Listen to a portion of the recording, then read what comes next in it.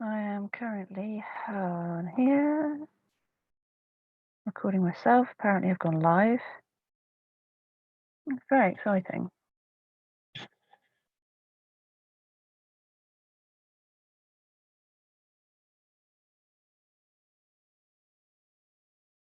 Quite sure what's going on.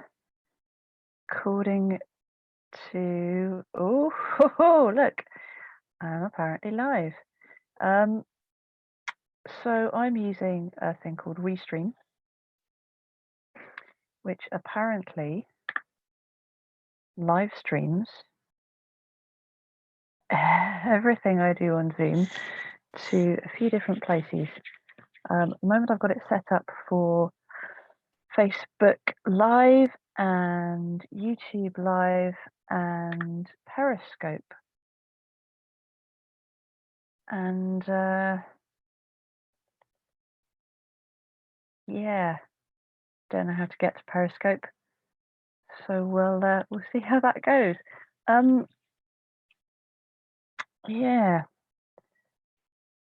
at some point this might get broadcast on Periscope. I don't know. I'm still playing with this. This is test 1 of the restreaming. Most live stream from things like Zoom, etc., only go to one streaming channel. Restream allows you to do it to as many as you can. I think the only thing it doesn't do is Instagram, but it does Facebook, Periscope, and YouTube, and that's quite enough for me at the moment. There's Twitch TV as well, but yeah, we're just sticking with the 3 that I know about to start off with.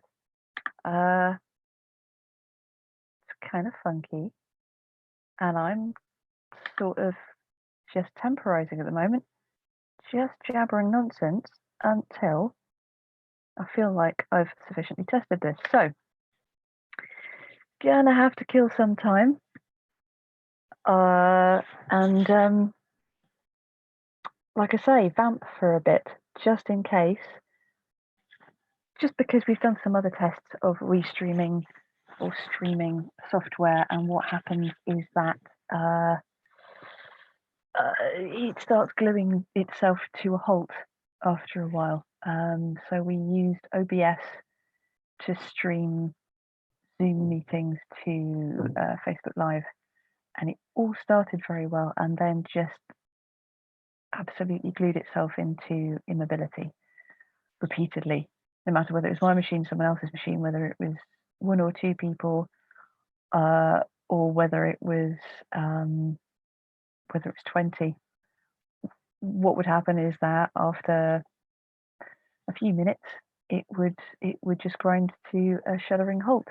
The audio would keep going, but the visual parts weren't matching up, let's say, and then they just stopped altogether. This is not ideal, unless you want to do a radio play, which starts with really bad cinema. So yeah, that's where we're at, I guess.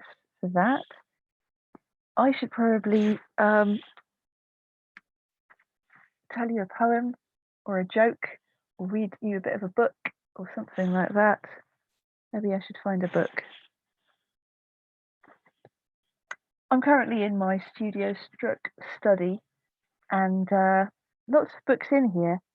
None of them particularly accessible to where I'm sitting, crushed behind my little desk here. So what I'm going to do is I'm going to read from this. I don't know if you can see this. This is the last publication, the penultimate publication we've done for from Allographic Press. It's called Small Word, Wide World, and it was released because it's put together because it was the 4th of March 2019, and I suddenly realised that Brexit was coming. At that point, Brexit was supposed to be coming on the 29th of March, and I thought, well, there's absolutely nothing I can do about this now. I can't stop it. I've signed all the petitions. I've done the protesting that I can do, and I've been told essentially that's not going to make any difference to anyone. So I thought, well, I can celebrate the things that I feel that we'll be losing. So I decided, what can I do to celebrate? Well, one of the things I can do as a small publishing house is put together an anthology. You can see here, this is the front cover as designed by Carla Keane, who's graphic design. You can see the punts there in blue with the gold stars and the same kind of color scheme that goes through the whole thing. It sort of reflects the allographic blue, but also reflects, in case you've been rendered insensible by this, it also reflects the EU flag. And what we did was we put together poems and essays.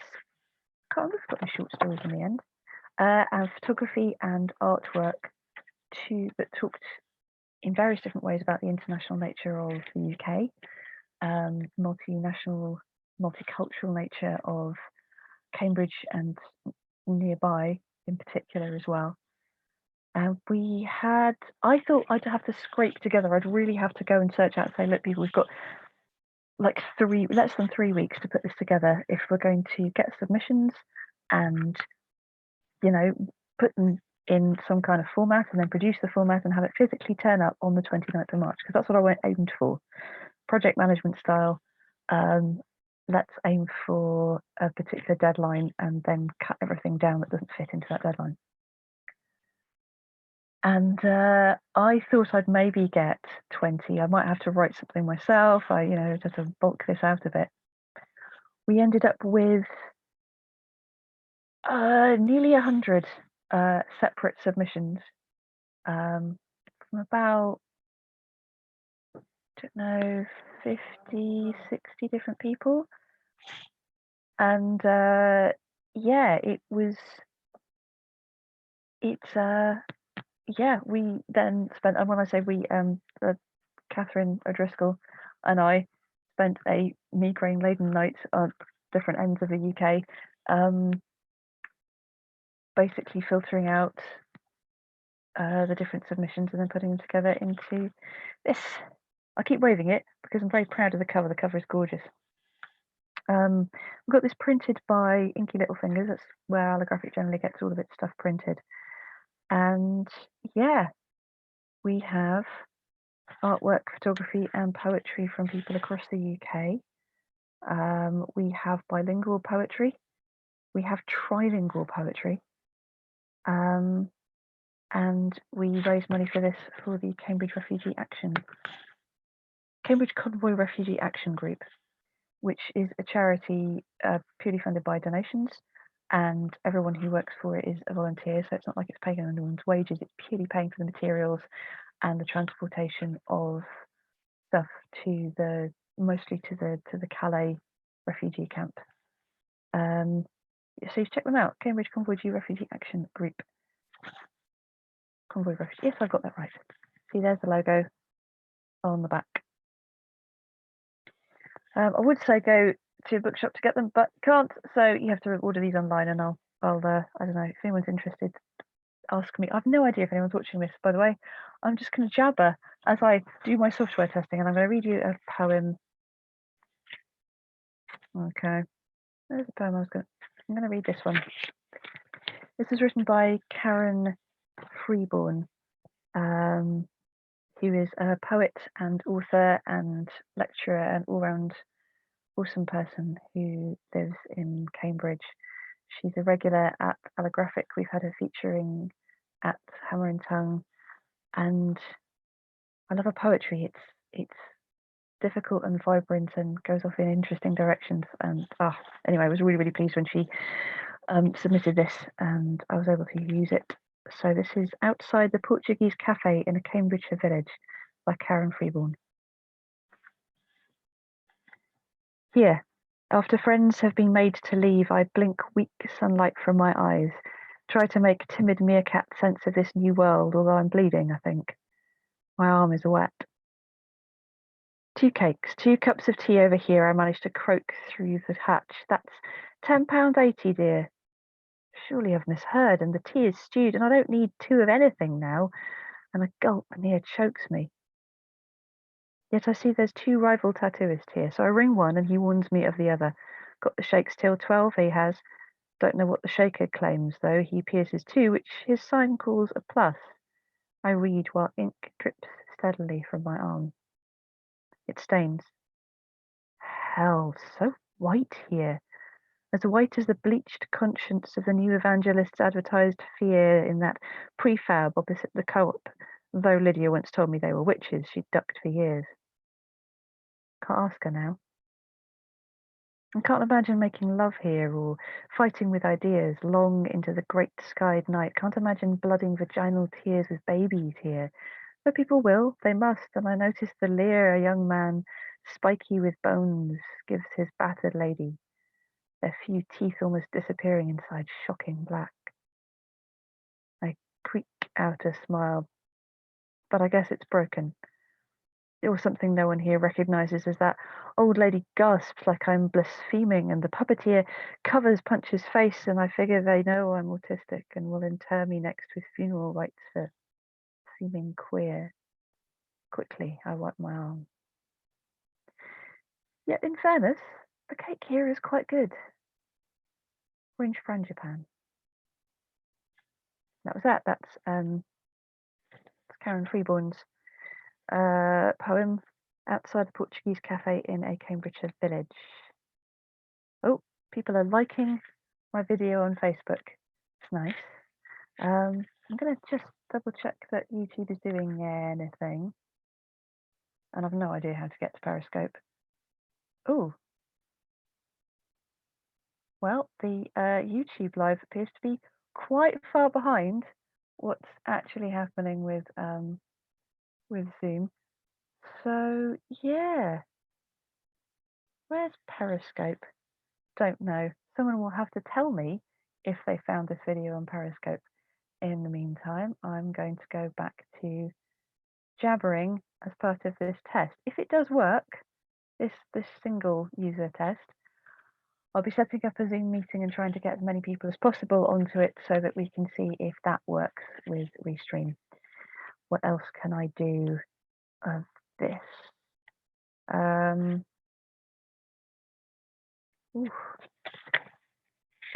going to read Beth Hartley's poem. Beth is another of our, I guess, our allographic poets.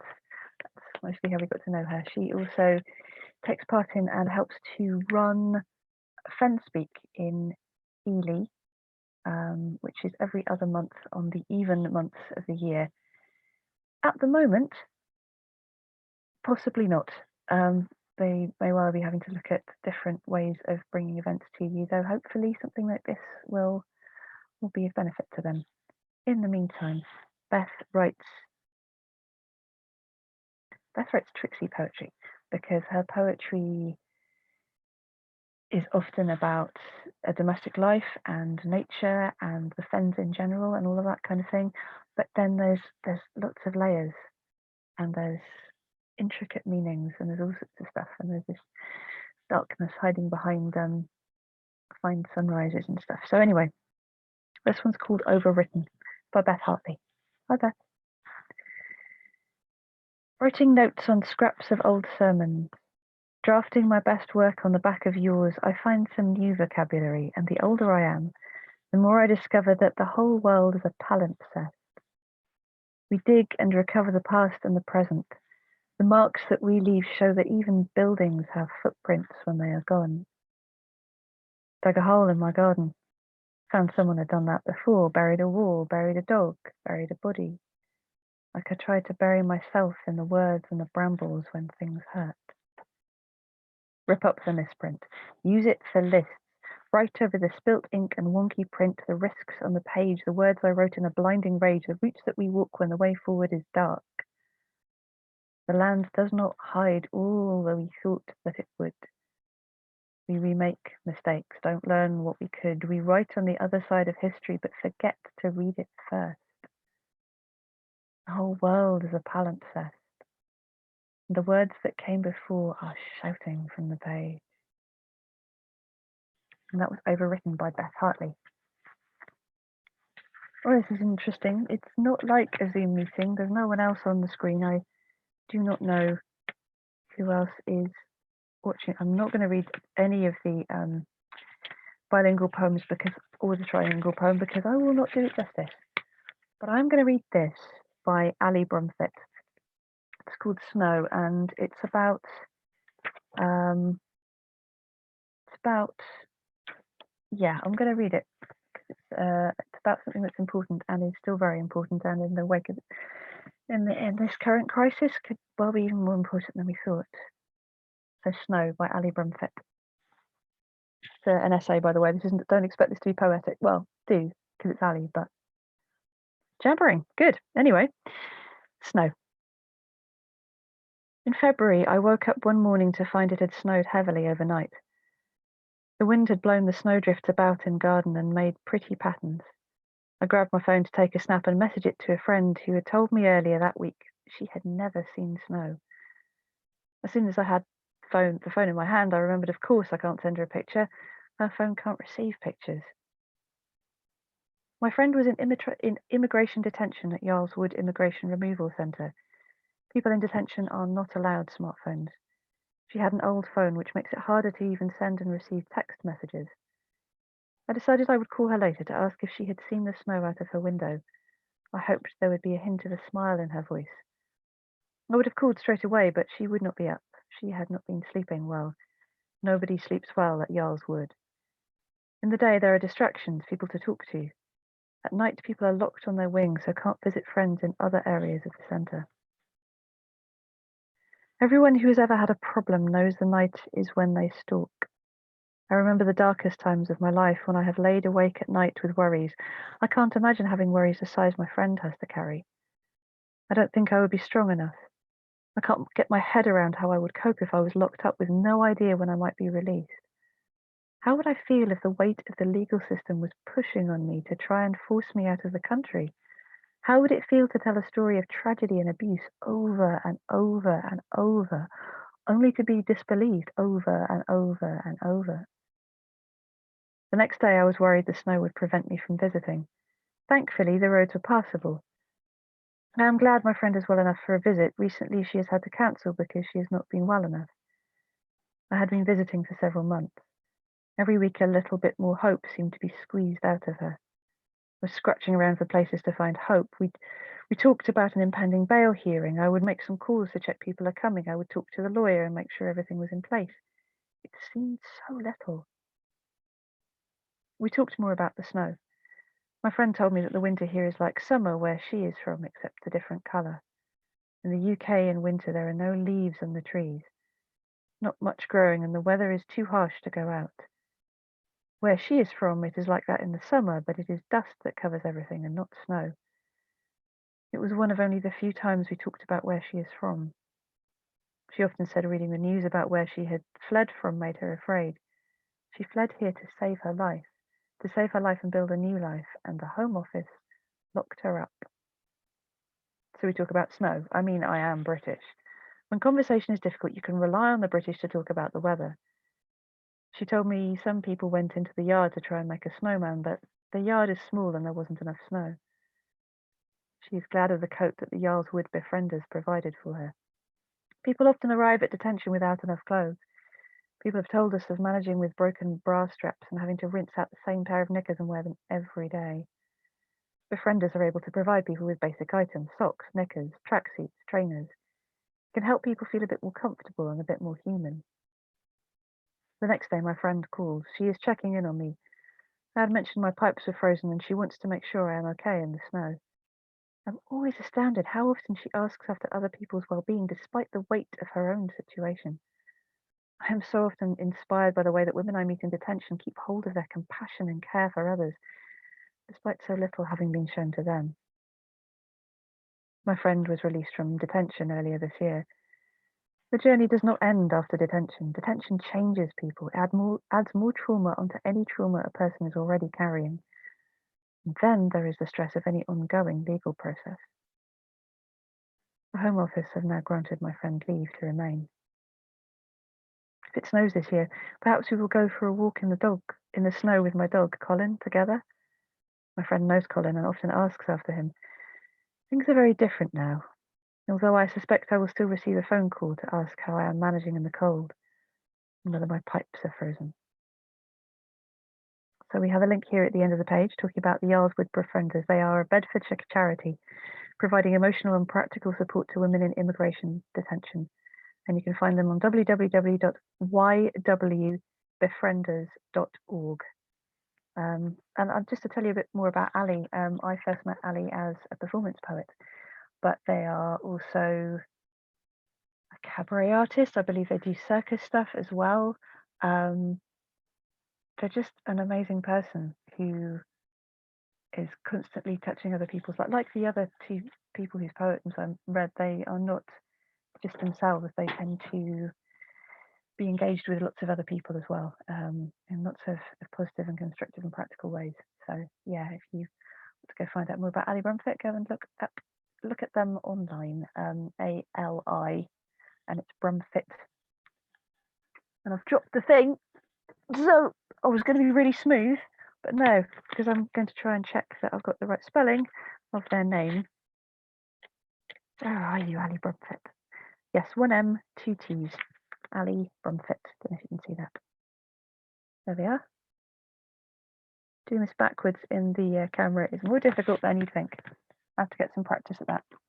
So yeah, that's 20 odd minutes of live streaming on apparently 3 different platforms. Has it worked? Let's find out. I will stop this now. Hopefully that will stop the streaming. Otherwise, you'll just be looking at my empty chair while I go and cook dinner. Cooking liver and bacon and what else? Leek and mushrooms and courgettes and celery tonight. And possibly some kind of mash. We'll find out. Anyway, that's very exciting. And I'm going to end the meeting now. Thanks for watching.